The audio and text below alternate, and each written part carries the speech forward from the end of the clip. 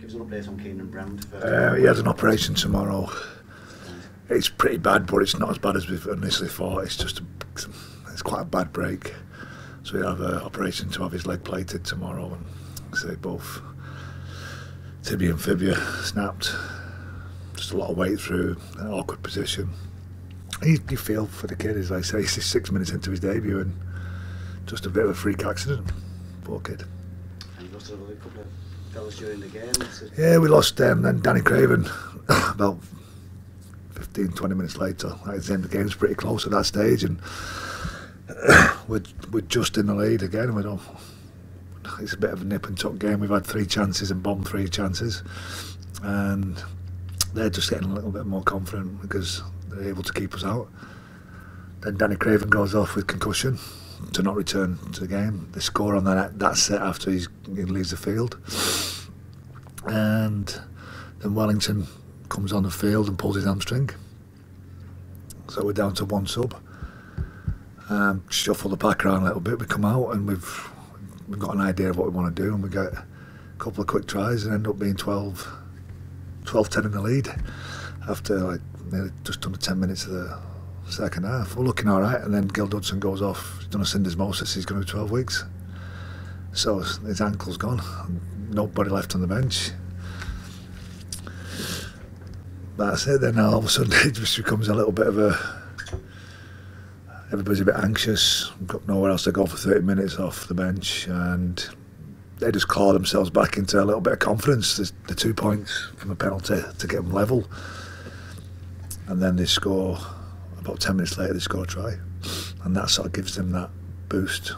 The smartness of Danny Maguire, it gives them an extra point to give them that 2-score lead. And they just stay confident. They don't really do anything to us apart from just build some pressure, and we run out of steam.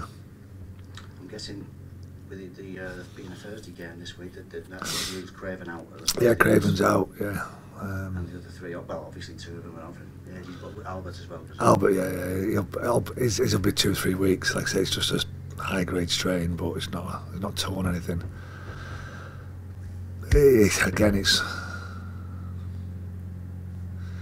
what it is. That's the nature of the beast sometimes. Like you say, you think you're going all right at this year more than anything else. Like I say, we've done a lot of work to try and make sure that we're pretty robust, and then I lose Pat with a broken arm. It's well documented what happens before the start of the season with Kato. I lose Pat in the first game with a broken arm. I lose Chris in with a broken leg. I lost Keenan with a broken leg. I lost Jay with a broken thumb. A couple of concussions in the mix there with Chris Dean and now Danny Craven. It's been a bit of a strange year again. This is not about pulls or tears or lads not being fit enough. It's about people breaking things. I remember you saying at the start of the season how healthy you were going into it. Don't say that again. I know. Every time I say something like that, I feel pretty confident. So I get displaced. So, in terms of troops to come into, you've left all these people. Well, Chris Dean's passed a head test this week. He's done a bit of training, so he's available. He's come back into the mix. Again, McGrath, Luluai's been on the edge of it, and he's played a couple of games now in the Crusaders. The hardest thing again when you come in, we had a healthy squad. We had nowhere to play the lads that were on the edges, so they've jumped back in and not played. It's not that they're unfit, it's just that the timing and everything else that goes with playing is just a little bit off. You can see that with Ryan Ince. He's come back, he's fit, just not played any rugby, and he's just a little bit off. He's a better player than he's showing at the moment, and that's an issue that we're trying to resolve with the association with the Crusaders, and hopefully getting more people into that group. Hull team with plenty to offer. Dennis, how some good individuals in there. Albert Kelly, if I remember him having a real effect on the game here last year. He's a dangerous player, for example. It is, yeah. Well, I think we were 20 points up here, and then Albert Kelly decided he wanted to play, and they went on and won the game. Scott Taylor, Danny Houghton, pretty good players. Minicello's a good player. Mark Sneed's obviously been in contention for international honours. Shaw's dangerous out of the back. Yeah, they're a top 4 side and want to be competing. They've won Challenge Cups over the last couple of years, so we know the task in hand. It doesn't get any easier every week. I think when you look at the league, even Wakefield have lost 5 on the bounce, and we're not playing badly but not picking up wins. Salford are not playing badly but not picking up wins. I mean, you see what happened to Catalans on the weekend as well, so they're starting to find their feet but not picking up wins.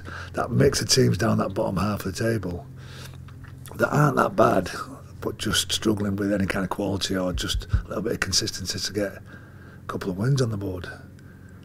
And you create anxiety in yourself. We're nearly at halfway stage now, and there's probably 3 games that we should have won, and it's like you look back on those kind of things and you think, and it's hard not to, although it doesn't do you any good. Like I said, there's a 16-0 lead at Wigan, there's a 1-point game and a lead at Castleford, and in the Huddersfield game here I think we just didn't give ourselves enough opportunity because of just dropping a couple of balls. So there's points there that we should have been pretty comfortable with inside the 8 at the moment, and we've created a little bit of anxiety in ourselves now that we need to start winning some games just to ease that anxiety. Sneyd Test seems only really short range kicking game. Kicks to the corner, they scored a lot of tries from those. I think they scored one at least against Saints at the weekend. Can you practice to defend that type of thing, or you can practice? You can practice to defend it, but the quality of the people that are going onto the ball and the people that are stopping it it's a really strange thing to say, but I say a talented trier will always be a trier. So you're trying to increase skill levels, you're trying to work hard, but like I say, sometimes the quality in the opposition is something that it's hard to negate, really. Like I say, they've got a lot of quality in their side. We've got people that are trying to prove a point.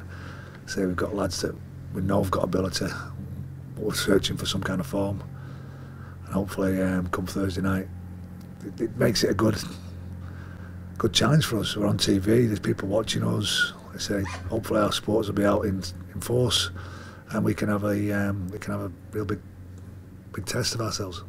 I don't know if you mentioned him earlier, because Stephen Marsh didn't play at the weekend. Yeah, he's out for 4 weeks. He's got a plantar fascia problem. He's got a foot problem. Which when you saw the game here against Salford, he pulled up and he finished the game, but it's something it just needs rest and time, and that time seems to be 4 weeks, so I'm told. Mike, have you any questions to that? Just to clarify really, Dennis, on the players who may come into the mix then for Thursday, does McGrath and Ryan come into the mix, or are you still looking for them to... McGrath, Ryan are in the mix. Yeah. Jay Chapelhow has a test today on his broken thumb. So I think he should be available for selection from what I'm being told, but until he's had the scan and the test, I can't say for sure. So Jay will come into that group as well, and that's it really. Like I say, we're looking to shuffle our deck a little bit to cover our outside backs, because there's not a lot else places to go.